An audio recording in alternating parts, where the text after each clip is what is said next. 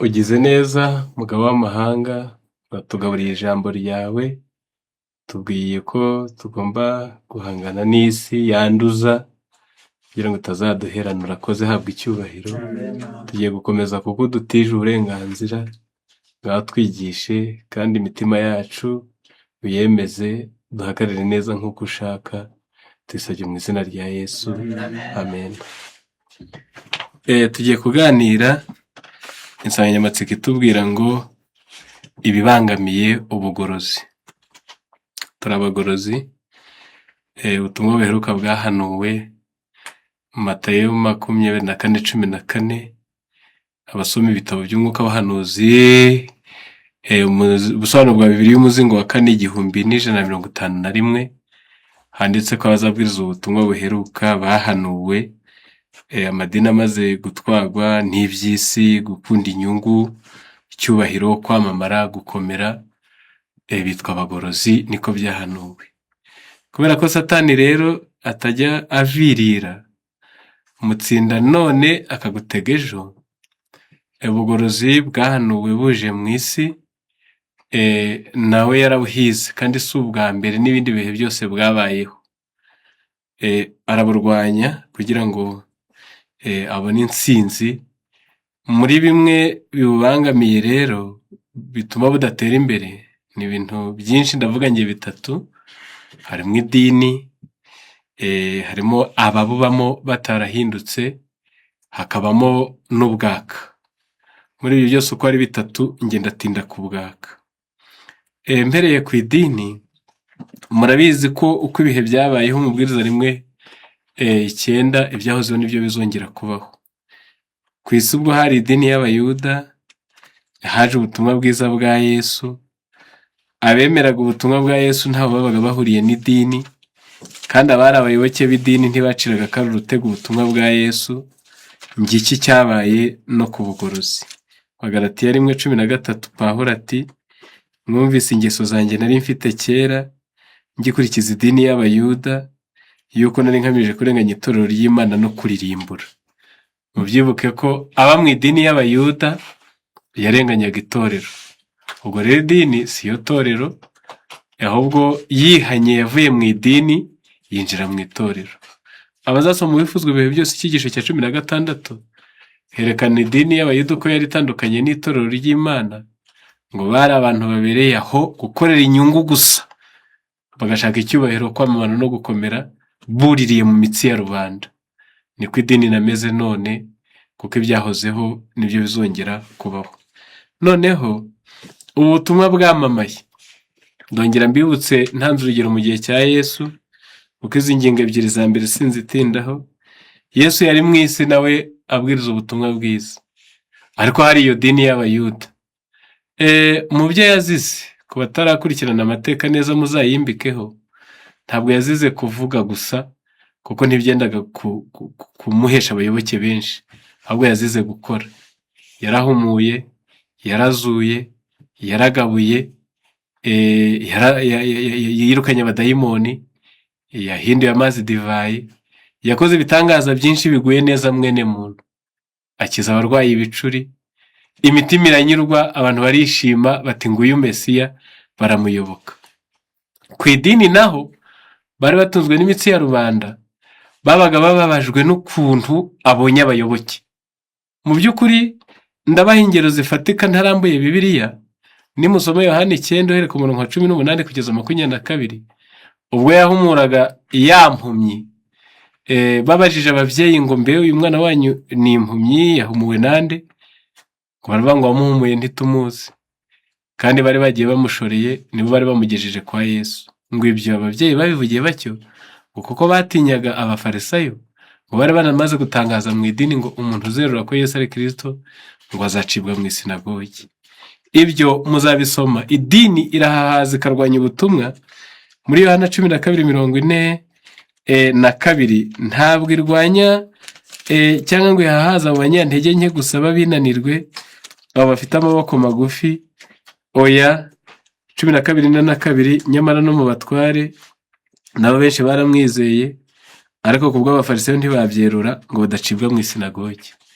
ariko hari indi mpamvu ngo kuko bakundaga gushimwa n'abantu kuruta gushimwa n'Imana.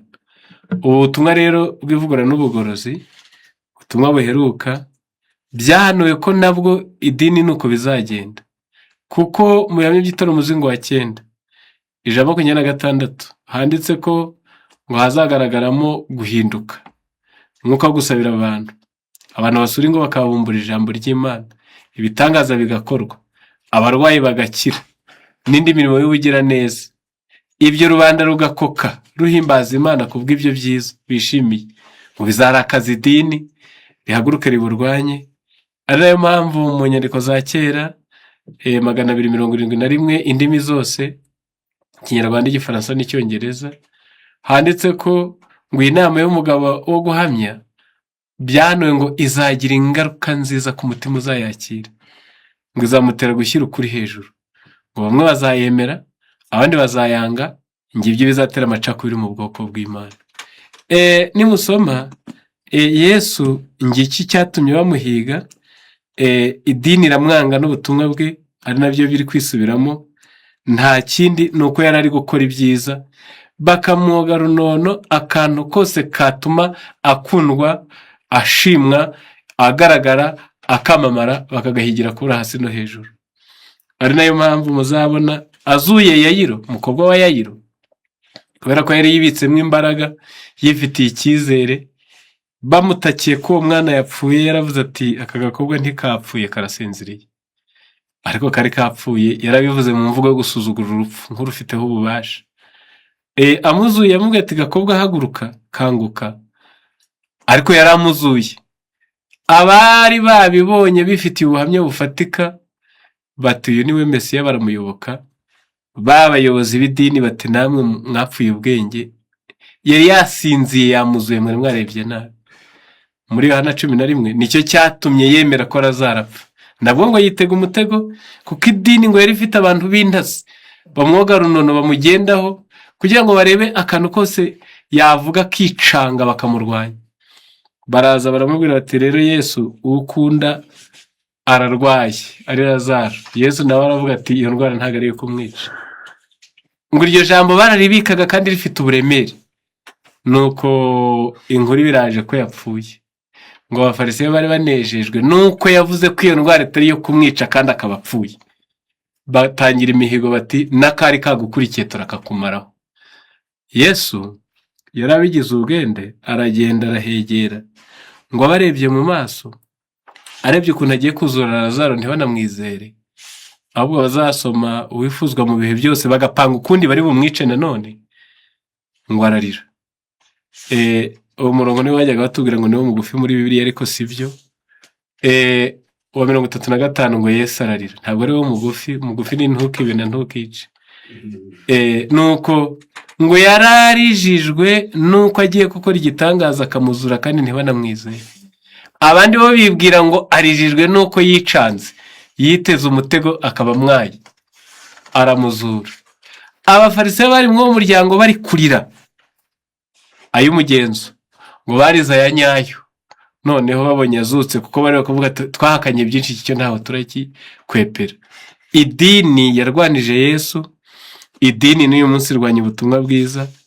Muri Yohana 10:31 agera ubwo ababaza arababwira ati ariko ubundi ko mugiye kunyica ni murimo ki nakoze ubatera kuntera amabuye?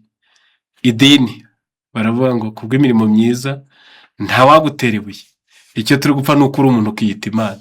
Yesu bamuhoraga ibyo yizera, ariko ntibamuhoye ko yari afite imico mibi. N'uyu munsi wa none wakwibaza, idini icyo gihe, idini uyu munsi wa none ni kimwe. Kuki abafarisayo babaye injiji bene kari akageni? Kuki batishimiye ko Yesu ariko kubana umuntu uhumura, kubana umuntu uzura, kubana umuntu ugabura, kandi bateganya no kurwana ngo n'Abaroma, uwo kumugira mu ruhande rwawe, n'abasirikare bawe barapfa gatunga y'urutoki gusa bagahaguruka bagakomeza akazi. Uwo kumugira mu ndwara zari mu Isirayeli n'ibibembe byari byararahiriwe, yarazi kubikoraho ababirwaye bagakira, ukamwitesha ibyo byiza yakoraga. Kuki bamwanze? Nta kindi ni ishyari. Kandi n'uyu munsi wa none ibyiza bikorwa n'ubutumwa buheruka bigwa nabi idini, kuko ritinya ko ubwo bibaye byiza birabona abayoboke, kandi ibyo kurya by'umunyedini ni ukubona atunze injiji zitazi ubutumwa bwiza. Mu gitabo cyitwa Ibyaduka, urupapuro rwa 253, ahavuga icyago cya karindwi, tugomba kwiga uburyo urwabya rwa karindwi ruzasukwa. Imbaraga z'ikibi ntizizavirira urugamba zitarwanye, ariko ubutabazi bw'Imana buzagira uruhare mu ntambara ya Harimagedoni, igihe isi izamurikirwa n'ubwiza bwa marayika wo mu Byahishuwe 18. Ubwo kubaza ubuhanuzi n'ubu butumwa bwiza. Imbaraga z'idini, imbaraga z'icyiza, imbaraga z'ikibi bizava mu iroro ryabyo, kandi ingabo z'Imana ihoraho zizafata ibirindiro.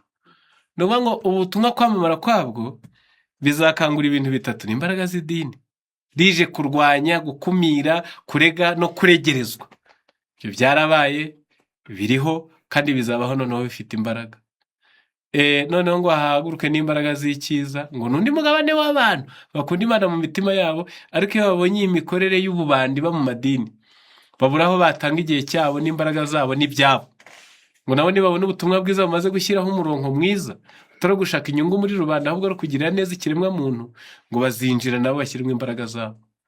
Noneho ngo n'imbaraga z'ikibi, ubutumwa buheruka buri kubwirizwa n'ikibi kimaze gukaza umurego. Rero idini ibaye inkomyi ku butumwa bwiza, ku buryo ababwakira, abavuga iby'Imana baracibwa. Yesaya 36:5 ngo bene wanyu babanze bakabaca. Ubwo buhanuzi bwarasohoye, buri gusohora, kandi buzasohora muri rusange no ku muntu ku giti cye. Noneho indi nkomyi ya kabiri ni ababa mu butumwa bwiza batarahindutse. Mu Baroma 12 ntabwo iyi ngingo nyitindaho, ariko ndayiremereza nibura buri wese yumva icyo bitwaye. Umurongo ni uwa 2: kandi ntimwishushanye n'ab'iki gihe, ahubwo muhinduke rwose, mugize imitima mishya, kugira ngo mumenye neza ibyo Imana ishaka, ari byo byiza bishimwa kandi bitunganye rwose. Iri jambo muryumve, ijambo rivuze ngo muhinduke, iyo nteruro yari yuzuye, muhinduke. Ariko baravuze ngo muhinduke rwose. Uwo mugereka bashyizeho ufite impamvu. Ndasoma mu gitabo cyitwa The Upward Look, cyangwa se rarama urebe hejuru, kandebe niba ari urupapuro rwa 63. Harimo amagambo ababa mu butumwa bwiza batarahindutse, niho niba kuba dufite ukuri kuruta uko andi madini yose. Ndabisoma uko byanditse: if our profession to have greater truths than other denominations does not lead to deeper consecration and purer and holier lives, of what advantage is this truth to us? Niba kuba dufite ukuri kuruta uko andi madini yose bitaraduteye kugira kwiyegurira Imana kurushijeho kwimbika, ntibidutere kugira imibereho irushijeho kubonera, ntibidutere kugira imibereho irushijeho kwera, byaba bimaze iki kugira uku kuri? Kandi it would be better for us if we had never seen the light of truth. Byajyaga kuba byiza kuri twe nuko tutari kwakira uyu mucyo w'ukuri, than to profess to accept it and not be sanctified by it, kuruta ko twavuga ko twawemeye tukawakira kandi tutarejejwe nawe.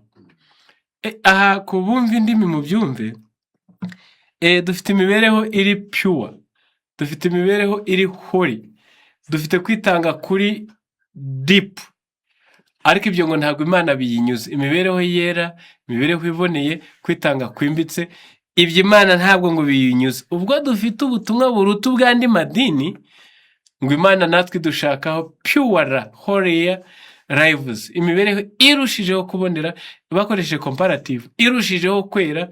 Ikindi kandi ngo tukagira no kwitanga kurushijeho kwimbika. Bitaba ibyo ngo icyajyaga kuba cyiza, ngo tukaba tutarakiriye uyu mucyo ukuri. Bana b'Imana, kugira abantu mu butumwa bwiza batahindutse ni inkomyi ikomeye. Ndetse ubutumwa bwatangiye umuzingo wa mbere, Igifaransa, ni urupapuro rw'142. Haranditse ngo les ennemis du dedans sore puri yakerendere kese dideoro, abanzi bo muri twe imbere nibo bo gutinywa kuruta abo hanze. Les obstacles qui s'opposent à la force et au succès viennent beaucoup plus de l'église elle-même que du monde. Inkomyi n'inzitizi bijya bitubuza iterambere akenshi biva mu itorero imbere kuruta kuva hanze mu isi. Iyo rero wakiriye ubutumwa buheruka ariko ntuhinduke, ugakomeza kugira imico ipaganye kandi warabwakiriye, ibyo bihinduka inkomyi, kuko abari hanze y'ubutumwa bwiza batarabwakira babona imico yawe mibi, bakanzura ko abo mubana bose ari uko bameze. Nuko icyo kikaba kibaye indi nkomyi iriho, yahozeho kandi izahoraho, ariko weho unyumva kandi warabwakiriye, nimuhinduke rwose mugize imitima mishya. Inkomyi ya gatatu ariyo nababwiye ndi butindeho cyane, ni ubwaka. Ni ubwaka, nsaba ko abantu benshi babyumva, abasenga n'abadasenga. Ubwaka cyangwa se extremisme, ubu bwaka nabwo ni inkomyi y'ubutumwa bwiza. Ndabutindaho. Ndabanza mvuge ntese ubwaka niki. Mu mubwiriza igice ni cya 7 umurongo ni uwa 16, hariho aya magambo avuga ngo yego niho, ntugakabye gukiranuka kandi ntihugire umunyabwenge burengeranye, ni kuki wirimbuza. Ubwaka ingenekereje navuga ngo ni ugukabya. Hari abantu babitewe n'impamvu nyinshi, ndi buvugeho izo ndi bwibuke.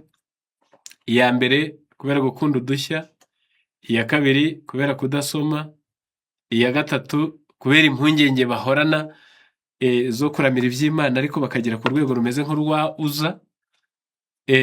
Bagiye bahimba ibintu by'ubwaka, ibyo twakwita tugenekereje muri uyu murongo gukabya gukiranuka. Ndatanga ingero.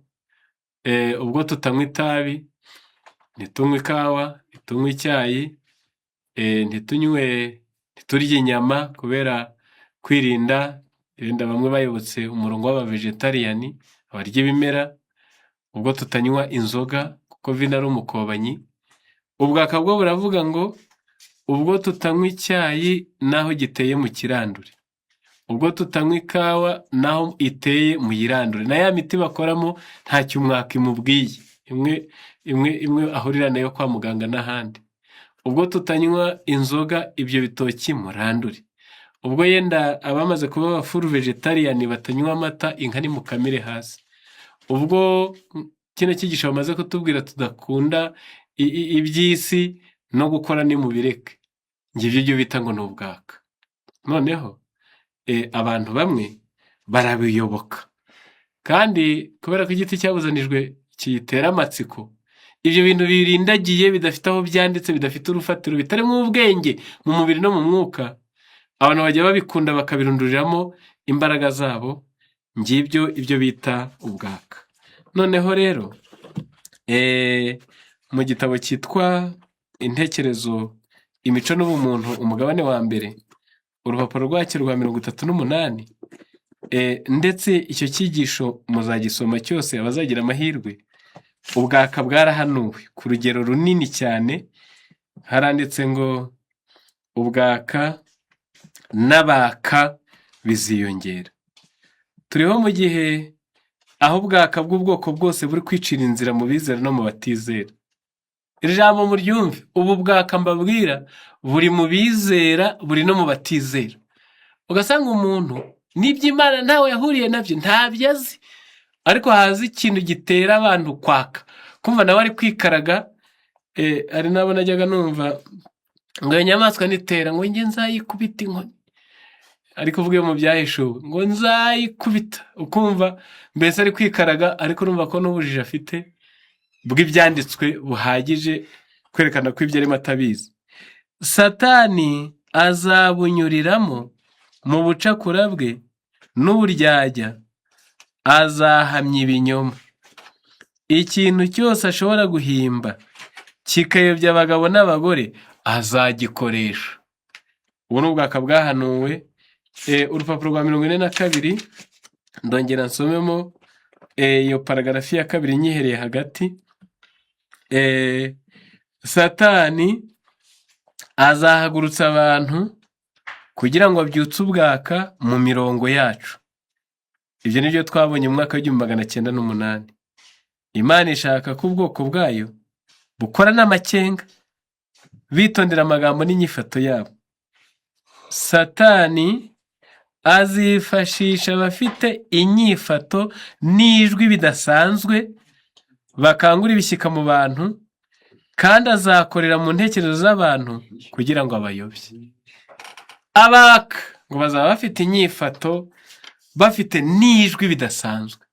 Ndibuka kera turi abana, habagaho abaka, twabaga mu idini, ariko ukabona ugereranije n'abanyedini abo, bamwe basengaga banywa n'inzoga, ukareba n'abaka bari baraziretse, ukabona abaka ari bo beza, bavuga gahoro, agenda ari kunyomboka n'urushisha atarukandagira, kugeza ubwo hari abageze ku rwego waba umukandagiyeho yenda utabishakaga, ngo atagaragara ko abaye umunyabyaha n'utagira umwuka, akagira avuga ngo mwene da, ngo akaguru kawe ngo kari hejuru y'akanjye, mbese atakubwira ngo urankandagiye kuraho, ngo ataba ngo akoze icyaha. Hano baravuze ngo bazaza bafite ijwi n'inyifato idasanzwe, mbese boroheje kugeza ubwo bazayobya rubanda.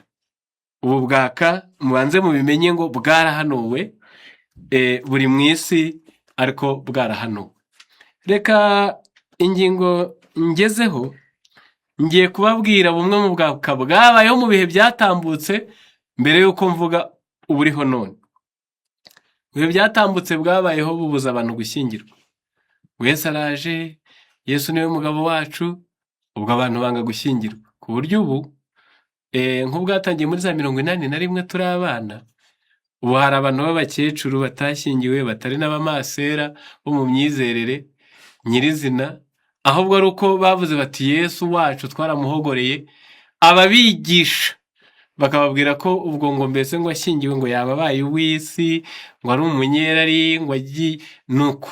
Ubu bamwe baricuza icyo batagaruye kuko iminsi yarirenze. Ubwo bwarabaye, hari abanze kurya umunyu, kandi ubwo muri Bibiliya haranditse ngo umunyu ni mwiza. Umunyu ni mwiza, ndetse kugeza ubwo Yesu avuga muri Matayo 5 uhereye 13 ngo muri umunyu w'isi. Ntabwo ikintu cyaba ari kibi ngo tugereranye nacyo, urinda ibyo kurya kubora kandi ukanabiryoshya, ariko baravuga ati nta kurya umunyu, imisatsi iragenda irapfuka, ijwi barasarara, narababonye bapfira gushira. Ubundi bwaka bwabayeho, hari abanze gukaraba isabune, bashoka inkumba burima bakazicukura, akaba arizo bamesesha bakanazikubaho, ukajya usanga baravuvutse, ngo bitewe n'uko ngo isabune ngo ubwo ngo yakozwe ngo n'inganda, ngo ni ikimenyetso cy'inyamaswa. Abandi bangaga gukandagira muri kaburimbo, ni mu gihugu cy'igituranyi, ngo akandagiye muri kaburimbo ngo yaba akandagiye ku kimenyetso cy'inyamaswa, kugeza ubwo bamwe babahaga utuntu tw'uduhururu, udukeka duto hatuno two mu nsengero, aka kazinga kagenda gakubise ku rutugu, yagera kuri kaburimbo aharambukira akakaramburaho, akakoherereza, akagenda ari katondagiyeho, ngo gakize ikimenyetso cy'inyamaswa ngo adakandagira. Ubwo bwaka bwabayeho. Hari abajyaga bambara imyenda yera, bagakikiza ameza ariho igitambaro cyera, bakakidendezaho, ngo ubwo bambaye imyenda yera nabo barera. Hari n'abajyaga barebana ngo ibyaha mu jisho, bagatumbira ntango uri buhumbye biraba bimufashe. Ubwo bwaka bwarabaye, tububonesha n'amaso. Hari n'abiswa bera n'abaziranenge, ku buryo n'izi ndirimbo turirimba ngo ibyaha byanjye mwami biruta umusenyi, izo bari barazitanyuye. Turabera n'abaziranenge, n'imirongo bari kugoreka, wabyawe n'Imana ntakora icyaha, kuko imbuto y'Imana iguma muri we. Mbese ubwo bwaka bwarabaye, ni mu myaka mike cyane. Hari abataricaga imibu, ubwo yaba yishe itegeko rivuze ngo ntukice. Hari n'abatarahumaga mu gusenga ngo ahombeke amaso, kuriya dusoma mu bitabo ngo n'abamarayika bo mu ijuru ngo iyo bagiye kureba Data wa twese ngo baritwikira bakajya bakanura. Hari abandi batemye insina barandura ikawa, barandura icyayi, hari abanze kwibaruza, hari aburiye ibiti, kurira igiti yagerageje agasimbuka ngo agiye mu ijuru, abo barashize bapfiriye gushira, hari n'abo bagitsindiyeho kiramanuka, bari kuririmba ngo ubwo baragiye kandi bari bagiye gupfa. Ibyo byose ni bumwe mu bwaka bwabaye mu myaka itambutse. Si ibyo gusa, no mu gihe cy'umuhanuzi Ellen White ubwaka nk'ubu bwarabaye. Mu gitabo cyitwa Abakozi babwiriza ubutumwa 313 harimo ijambo rivuga ngo mu gihe cyashize bashatse kumenya igitekerezo cyanjye ku birebana n'inyigisho nyinshi zitari iz'ingenzi cyane, zimwe z'impimbano ndetse zimwe z'impimbano. Bamwe bari bashyize imbere inyigisho yavugaga ko abizera bagomba kujya basenga bahumuye amaso, abandi bakigisha ko bitewe n'uko abakoraga mu buturo bwera kera mbere yo kwinjiramo basabwaga gukuramo inkweto kandi bagakaraba ibirenge, ko na n'ubu abizera bagomba gukuramo inkweto bagiye kwinjira ahasengerwa. Abandi bitwaje itegeko rya 6 bavuga ko kwica n'udusimba duto tubuza abantu umutekano bitemewe. Abandi nabo bati abacunguwe nibagera mu ijuru ntibazamera imvi. Ibyo bakabifata nk'ingingo ifite agaciro. Ubu bose bwari ubwaka bwabayeho. Nanjye ubwanjye nigeze nkora n'abaka, barangije ngo bagiye kumbaza ngo ikibazo ngo cyari cyarabananiye, ngira amatsiko ndakirindira. Nuko bagiye kumbaza no baravuze ngo none ngo Adamu ngo yagiraga umukondo. Ese mwabagabo mwe, agira umukondo cyangwa rorere byongeye iki kugakiza kanya? None se ubwo icyo kibazo ngo cyaratunaniye ngo turagicumbika mu materaniro y'ubunaka ngo tukivugaho ngo kiracumbikwa, ngo none uraje ngo urakitubwira.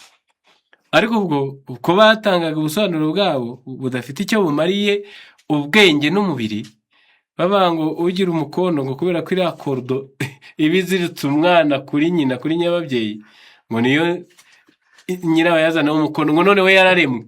Ubwo Imana irema yaremye n'agakondo bigashyiraho. Ubwo sibyo bivuze iki? Bibe byo cyangwa birorere, kandi ubwo ibyo bikabazwa n'uryagagura utarashobora temperance, ibyo bikabazwa n'urakara bamwondeshereze, ibyo bikabazwa n'ubaha igihumbi akazakizana ubanje kwiyuhakuya, ibyo bikabazwa n'ukunda iby'isi wasaba ntaguhe kandi uburaye, ibyo bikabazwa n'uwo bakanagira akarakara, aho kurwana n'icyaha kimurimo akarwana n'ubusa budafite icyo bumaze mu mwuka no mu mubiri. Ngubwo bwaka bwabayeho mu bihe byatambutse, kandi n'uyu munsi wa none ubwo bwaka buriho. Noneho reka tuvuge ubwaka buriho none. Ndabanza mbutondeke, sindabuvuga bwose, ariko mvuga impamvu n'icyo biba bitsitsaho. Uyu munsi wa none hari ubwaka bw'abantu banga kwakira indangamuntu. Indangamuntu yo mu bihugu runaka bitandukanye, icyangombwa umuntu agenderaho, bakavuga bati iyo ndangamuntu uyitwaye, bati waba ubaye rwose uw'inyamaswa. Kabiri, hari abari kwanga kujya kwa muganga kwivuza, ubwo bijyanirane n'inkingo, kuko hari kujya hatera ibyorezo nka za covid n'ibindi, abantu bakanga kwikingiza. Gatatu, harimo abari kwanga kujyana abana mu mashuri, ati ni ay'ab'isi, nuko ubwo bakavuga ati nta kundi, ubwo kubaha Imana ntiturabajyana mu mashuri. Hari abatemera telefone, buri kantu kose ndabisobanura. Hari abadakora imirimo yo mu buzima, hari abicara bakarira ngo niko Imana ngo yakira abantu ngo